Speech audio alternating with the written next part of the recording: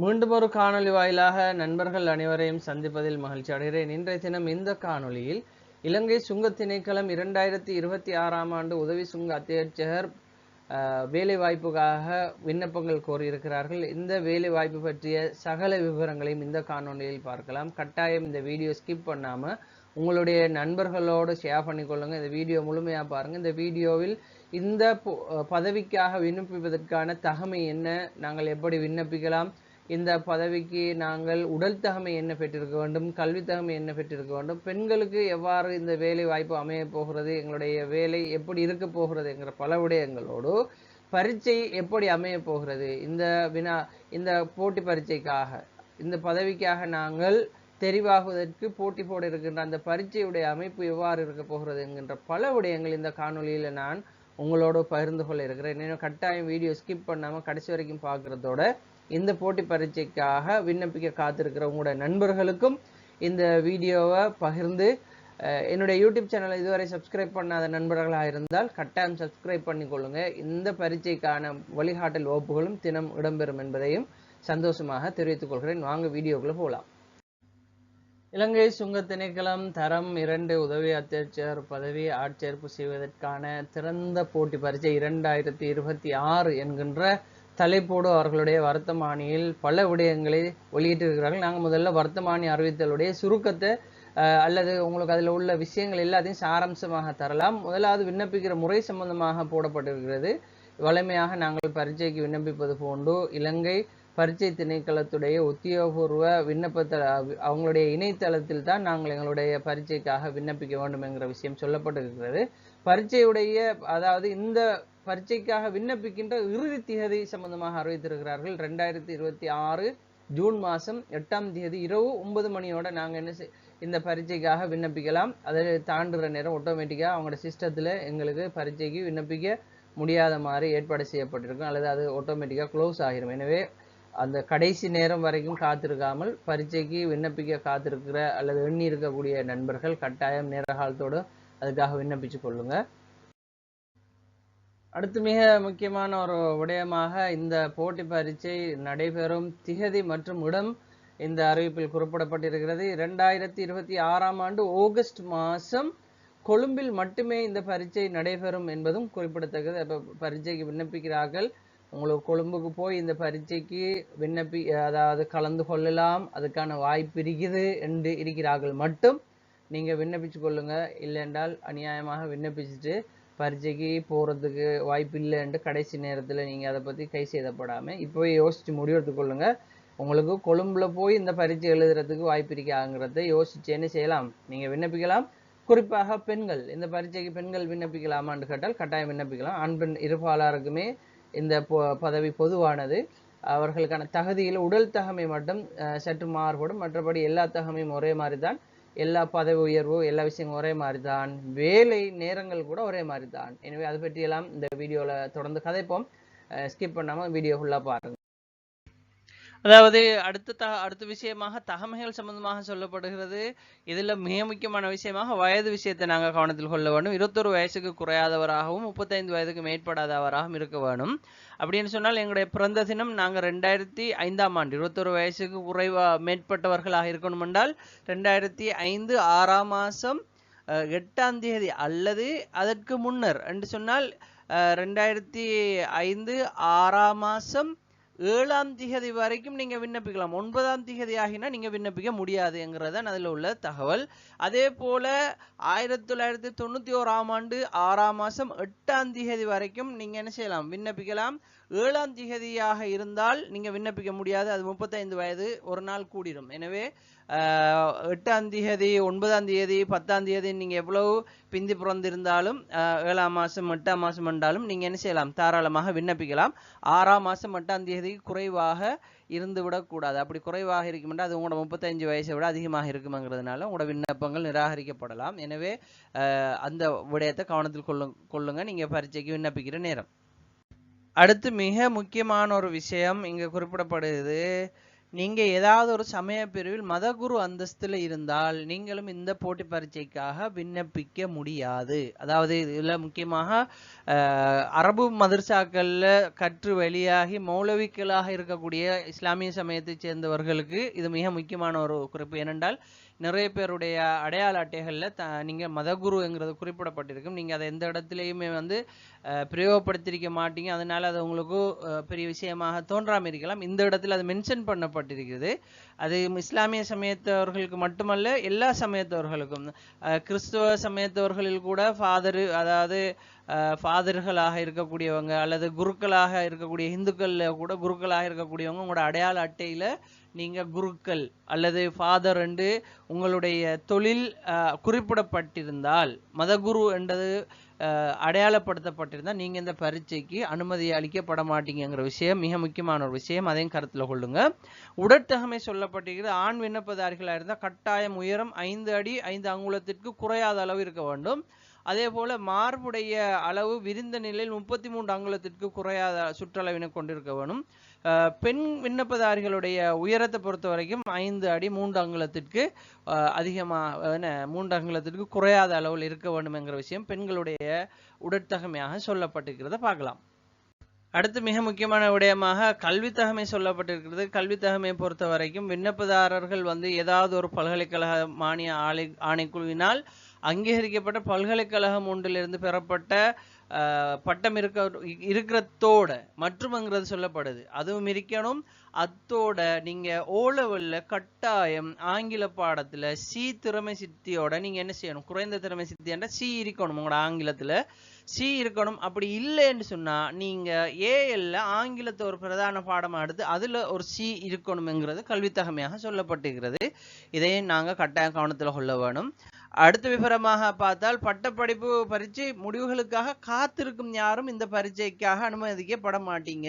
ஏன்னா நிறைய பேர் வந்து எங்களோட டிகிரியை முடிச்சுட்டு அந்த டிகிரி கன்வகேஷனுக்காக நாங்கள் காத்திருப்போம் அல்லது ஃபைனல் ரிசல்ட்ஸுக்காக காத்திருப்போம். எனவே அப்படியானவங்க இதில் அனுமதிக்கப்பட மாட்டீங்க.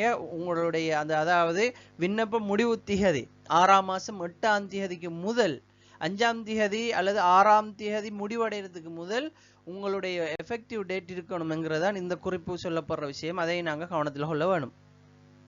அடுத்த விஷயமாக சொல்லப்படுகிறது சம்பள அளவு திட்டம். எங்களோட அடிப்படை சம்பளம் 58,660 ரூபாய்க்கு. அதே நேரம் எங்களோட படிகள் எல்லாம் சேர்ந்து கிட்டத்தட்ட 1,10,570 ரூபாய் வரைக்கும் எங்களுக்கான சம்பளங்கள் கிடைக்கும் என்கிற விஷயம் இந்த இடத்துல மென்ஷன் பண்ணப்படுது. அதுபோல இந்த பதவி ஓய்வூதிய கொடுப்பனவு வழங்கப்படும், அரசாங்கத்தினால் எடுக்கப்படும் தீர்மானங்களுக்கு உள்ளாகும், நிரந்தரமானதுங்கிற விஷயம் சொல்லப்படுது.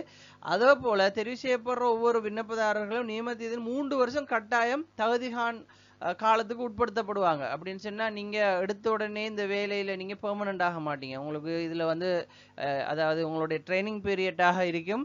அதே நேரம் மருத்துவ பரிசோதனையும் உங்களுக்கு நடத்தப்படும், தகுதியானவர் தான்ங்கிறத நிரூபிக்கிறதுக்காக. எனவே இந்த வேலையை பொறுத்த வரைக்கும் இது மிகவும் அதாவது இந்த வேலைக்கு எடுக்கிறவங்களை மிக தகுதி பார்த்து தான் எடுப்பாங்க என்ற அளவுக்கு மிக முக்கியமான ஒரு வேலைங்கிறதுனால அதில் நிபந்தனைகள் அவ்வாறு அமைறத காணலாம். நாங்கள் அடுத்து மிக மிக முக்கியமான ஒரு தரவு இங்கே தரப்பட்டிருக்கிறது என்னன்னு சொன்னால், தெரிவு செய்யப்படுற விண்ணப்பதாரிகளுக்கு இரவு பகல் வேலை மாறி மாறி இருக்கும். சரிதானே? எங்களுக்கு இரவிலான் வேலை இருக்கும், பகலிலான் வேலை இருக்கும் என்றால் இரவு பகலாக வேலை இருக்கும்.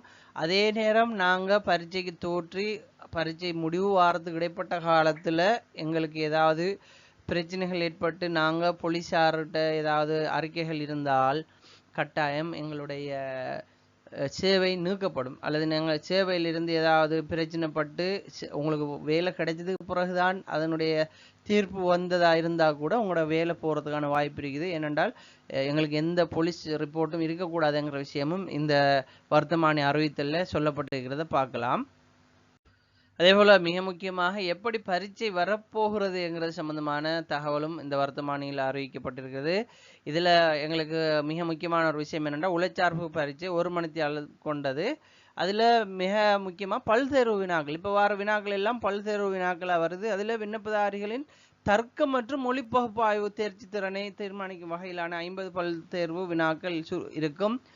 சுருக்க விடைகளை தெரிவிப்பதற்கான வினாக்களையும் கொண்டதாக அமையும். அதற்கமைய விண்ணப்பதாரர்கள் அனைத்து வினாக்களுக்கும் விடையளித்தல் வேண்டும். அதாவது இதை நாங்கள் வாசித்து சுருக்கமெல்லாம் சொல்கிற அளவுக்கு இருக்குமென்றதை சொல்கிறாங்க. எனவே உளச்சார்பு பரீட்சை கடும் டஃப்பாக இருக்குமெங்கிறதை விளையும் கொள்ளலாம்.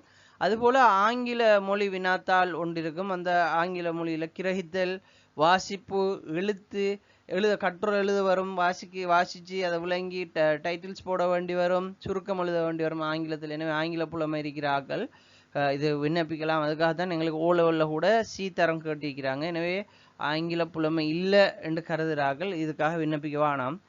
ஆங்கிலம்ங்கிறது மொழி தான், நாங்கள் அதை அலட்டி கொள்ள தேவையில்லை என்று பேசினாலும் சில இடங்களில் எங்களுக்கு ஆங்கிலம்ங்கிறது மிக முக்கியமான ஒரு தகமையாக இருக்கிறதுங்கிறதை நாங்கள் கவனத்தில் கொள்ள வேண்டியிருக்கிறது. அடுத்த தகவலாக நாங்கள் பார்க்கலாம். எங்களுக்கு அடுத்த தகவலாக சொல்லப்படுது, இந்த பரீட்சை தமிழ் சிங்கள மொழியில் இடம்பெறும். அதே போல் பரீட்சையுடைய புள்ளி விவரங்கள் சொல்லப்பட்டிருக்கிறது. ஒவ்வொரு வினாபத்திரத்திலும் குறைஞ்சது நாங்கள் 50 விதமான புள்ளிகளை இந்த பரீட்சையில் பெற்றுக்கொள்ள வேண்டும். ஏனைய வினாக்களை விட, ஏனைய போட்டி பரீட்சைகளை விட இந்த போட்டி பரீட்சை மிகவும் கடினமானதாக இருக்கிறதோட கட்டாயம் நாங்கள் 50 புள்ளி எடுத்தால் மட்டுமே தான் இதுக்கான தகமையை பெற்றுக்கொள்ள முடியுங்கிறதும் இந்த வர்த்தமானி அறிவித்தலில் சொல்லப்பட்டிருக்கிறத கவனத்தில் கொள்ளலாம். அடுத்த விஷயம் சொல்லப்படுது, இப்படி 50 வீதம் புள்ளிகள் எடுக்கிற ஆக்கள் எல்லாரையும் என்ன செய்வாங்க, நேர்முக பரீட்சைக்கு எடுப்பாங்க. அது எங்களுடைய தகவல்களை சரி பார்க்கறதுக்கு மட்டும்தான். அதுக்காக எந்த புள்ளியும் வழங்கப்பட மாட்டாதுங்கிற செய்தியும் இந்த வர்த்தமானியில் சொல்லப்பட்டிருக்கிறது. இது தவிர்த்து எங்களுக்கு 2 இன்டர்வியூ நடக்க போகும். நாங்கள் பாஸ் ஆகினோம்டா முதலாவது இன்டர்வியூ எங்களுடைய தகமைகளை பரீட்சிக்கிறதுக்கு, எங்கள்கிட்ட இருக்கிற ஆவணங்கள், எங்களோட பரீட்சை பெறுபவர்கள், எங்களோட டிகிரி விஷயங்கள் எல்லாம் பார்க்குறதுக்கு. 2வது என்னென்னு சொன்னால் எங்களுடைய விளையாட்டு திறன் சார்ந்த ஒரு நேர்முக பரீட்சை ஒன்று இடம்பெறும். அதில் விளையாட்டு திறன் சான்றிதழ்கள் பெற்றிருந்தால், நாங்கள் இலங்கையை பிரதிநிதித்துவப்படுத்தி பல்கலைக்கழகங்களில் வெளிநாடுகளுக்கு சென்று இருந்தால் எங்களுக்கு அதிகூடிய புள்ளி அதில் கிடைக்கும். எல்லாம் அதுக்கு ஒரு 5 புள்ளி அதில் எடுக்க போகிறது மிக குறைந்த ஆக்கள். எனவே எங்கள்கிட்ட அந்த விளையாட்டு திறன் சார்ந்த திறமைகள் இல்லை. ஆனால் நாங்கள் பரீட்சையில் அதிகூடிய புள்ளி எடுத்திருக்கிறோம்டா கூட ஓகே. அது இல்லாமல் இடைநிலையில் புள்ளி எடுத்துக்கொண்டு விளையாட்டு திறனும் இல்லைன்றா விளையாட்டு திறன் இருக்கிறவங்களுக்கு சந்தர்ப்பம் வழங்கப்படும் என்கிறதையும் நாங்கள் கவனத்தில் கொள்ள வேணும். இதை மிக தெளிவாகவே சொல்லியிருக்கிறாங்க. 5 புள்ளி வழங்கப்படும். அதில் முதலாம் இடம் பெற்றிருந்த 3 புள்ளி, 2ஆம் இடம் பெற்றிருந்த 2 புள்ளி, 3ஆம் இடம் பெற்றிருந்தா 1 புள்ளி என்று எங்களுக்கு புள்ளி வழங்கும் என்றதை சொல்லிக்கிறாங்க.